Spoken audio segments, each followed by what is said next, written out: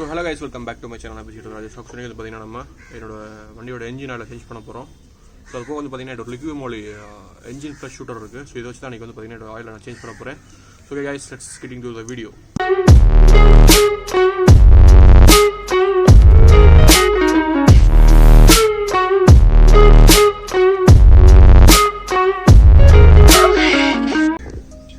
So this side வந்து பாத்தீங்கன்னா என்னோட engine நிறைய parts நான் வந்து change பண்ணிருந்தேன். engineல piston rings அப்புறம் bearings எல்லாம் மாத்திருந்தேன்.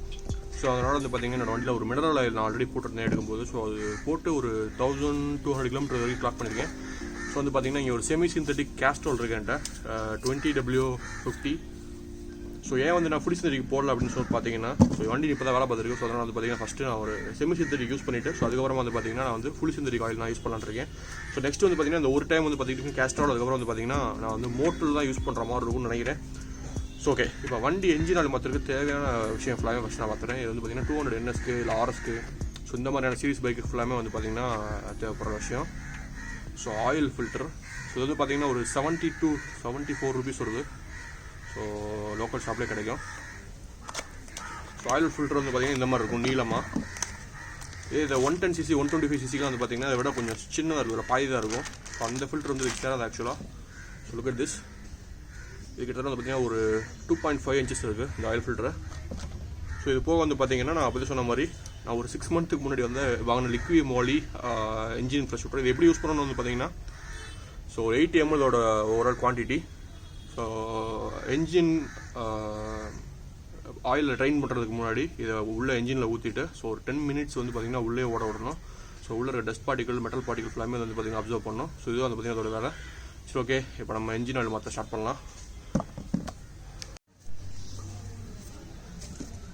ஸோ ஆல்வேஸ் வந்து பார்த்தீங்கன்னா இந்த மாதிரி நம்ம ஆயில் சேஞ்ச் பண்ணுறது மேக்ஸிமம் நீங்கள் ஆத்தரைஸ் டீலர்லேயே பண்ணலாம். பட் இருந்தாலும் ஸோ இன்கேஸ் ஏதாவது எமர்ஜென்சி அப்படின்னா நீங்கள் வந்து ஸோ இந்த மாதிரி நீங்கள் பண்ணலாம் ஆயில் சேஞ்ச் பண்ணுறது. ஸோ இது வந்து பார்த்தீங்கன்னா டிப்ஸ்டிக் அப்படின்னு சொல்லுவோம். இதுதான் வந்து பார்த்தீங்கன்னா என்ஜின் ஆயில் ஃபில் பண்ணுறதுக்கு உண்டான ஹோலு. ஸோ இந்த கேப் வந்து பார்த்தீங்கன்னா கட்டிங் பிளேயர் இல்லாமல் ரிமூவ் பண்ணக்கூடாது. பட் மேக்ஸிமம் நான் வந்து ஆல்ரெடி நான் லூஸ் பண்ணி வச்சுட்டேன். ஸோ அதனால் வந்து கையில் நான் எடுக்கிறேன் வந்து பார்த்தீங்கன்னா. ஸோ இப்போ வந்து பார்த்தீங்கன்னா என்கிட்ட இருக்க LIQUIMOLY நான் உள்ளே ஊற்ற போகிறேன்.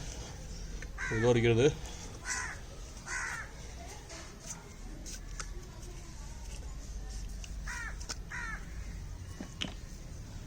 So the cap.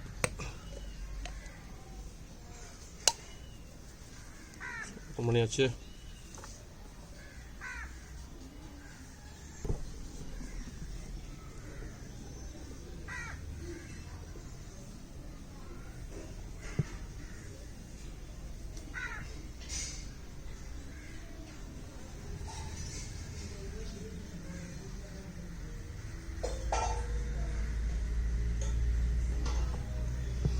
ஸோ இப்போ வந்து பார்த்தீங்கன்னா சேம் பழைய மெத்தட் தான். அப்படியே கேப்பை மூடிட்டு என்ஜினை ஒரு 10 நிமிஷம் ஐடிலிங்கில் ஓட விடணும். ஸோ எதுக்காண்டி இந்த ப்ராசஸ் அப்படின்னா, ஆக்சுவலாக இன்ஜின் வந்து பார்த்தீங்கன்னா என்ஜினோட டென்சிட்டி, ஆயிலோட டென்சிட்டி வந்து பார்த்தீங்கன்னா வேறு மாதிரி இருக்கும்.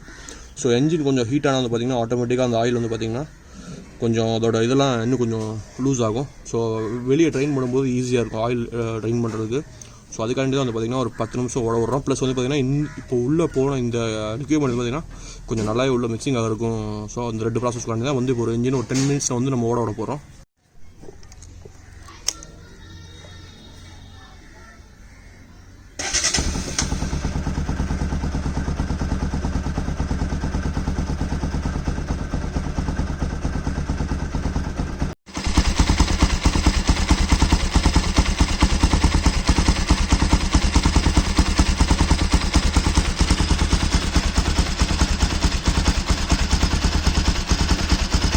ஸோ எப்பயுமே வந்து பார்த்தீங்கன்னா இந்த மாதிரி ப்ராசஸ் பண்ணும்போது ஐடிலிங்கில் தான் என்ஜின் ஓட விடணும். இன்கேஸ் நீங்கள் LIQUIMOLY மாதிரி ஒரு மெட்டீரியல் ஊற்றாமல் இருந்தாலுமே வந்து பார்த்தீங்கன்னா ஸோ நார்மலாகவே ஒரு ஐடிலிங் ஒரு 5 நிமிஷம் 10 நிமிஷம் ஓட ஓட்டிங்கன்னா தான் கரெக்டாக இருக்கும்.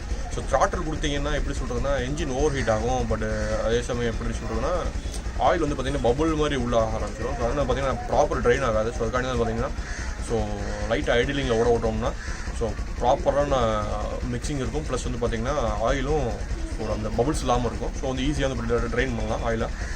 சவுண்ட் கேட்கணும்னு நினைக்கிறேன், ஓடிட்டுருக்கு. ஒரு 5 minutes இருக்குது. ஸோ முடிஞ்சதுக்கப்புறம் வந்து பார்த்தீங்கன்னா ட்ரெயின் போல்ட்டை ரிமூவ் பண்ணிவிட்டு ஸோ ஆயிலை வெளியே எடுக்க வேண்டியதான். இதில் வந்து பார்த்தீங்கன்னா ஆக்சுவலாக ட்ரெயின் போல்டு. ஸோ பெல்லி பேனலை ரிமூவ் பண்ணால் தான் இது நம்ம கணக்கு தெரியும் இந்த வண்டியில் ஆக்சுவலாக. ஸோ வெளிப்பயணங்கள் வரணும்னா இந்த சைடில் இருக்க இன்ஜின் கார்டு தான் வரணும், இல்லை ஃபைபர் ஆக்சுவலாக.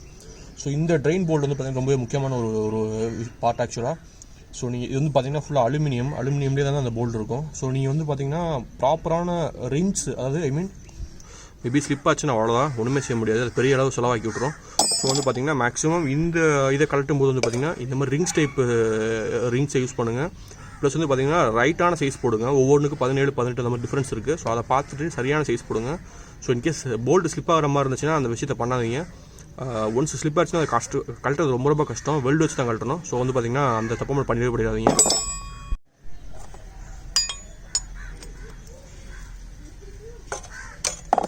ஸோ ஒன்ஸ் ரிமூவ் பண்ணிட்டீங்கன்னா ஸோ ட்ரெயின் ஆகிற ஆயில் இது பண்ணுறதுக்கு கீழே ஒரு சின்ன பேன் வச்சுக்கோங்க. ஸோ யூஸ் பண்ணுற பேன் வச்சிடாதீங்க, வீட்டில் செம்மடி வாங்க வேண்டியது இருக்கும். ஸோ வந்து பார்த்திங்கன்னா நான் ஆல்ரெடி ஒரு பேன் நான் ட்ரெயின் பண்ணுறதுக்கு ஒரு பேன் வச்சுருக்கேன். ஸோ அதெல்லாம் வச்சுருக்கேன். ஸோ இப்போ வந்து பார்த்திங்கன்னா ஆயில் வெளியே ட்ரெயின் ஆக ஆரம்பிச்சிருச்சு. ப்ளஸ் வந்து பார்த்திங்கன்னா ஒரு ஃபில்டர் இருக்கும். ஸோ இந்த ஃபில்டரையும் ரிமூவ் பண்ணிடணும். ஸோ இந்த ஃபில்டரையும் கழட்டணும் தனியாக. ஸோ ஆக்சுவலாக தான் வந்து பார்த்திங்கன்னா உள்ளே இருக்க இன்னொரு ஃபில்ட்ரு.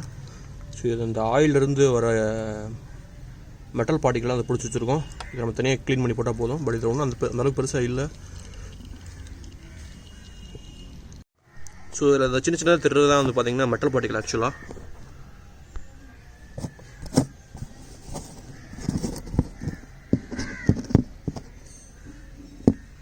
ஸோ இப்போ வந்து பார்த்திங்கன்னா ஆயில் நல்லாவே ட்ரைன் ஆச்சு. ஸோ இன்னும் கொஞ்சம் சுட்டிகிட்டு இருக்குது. ஸோ அதை க்ளீன் பண்ணிவிட்டு நம்ம அப்படியே அடுத்து வந்து பார்த்திங்கன்னா இந்த கேப்பை மூடிட்டு நம்ம மேலே ஆயில் ஃபில் பண்ணலாம்.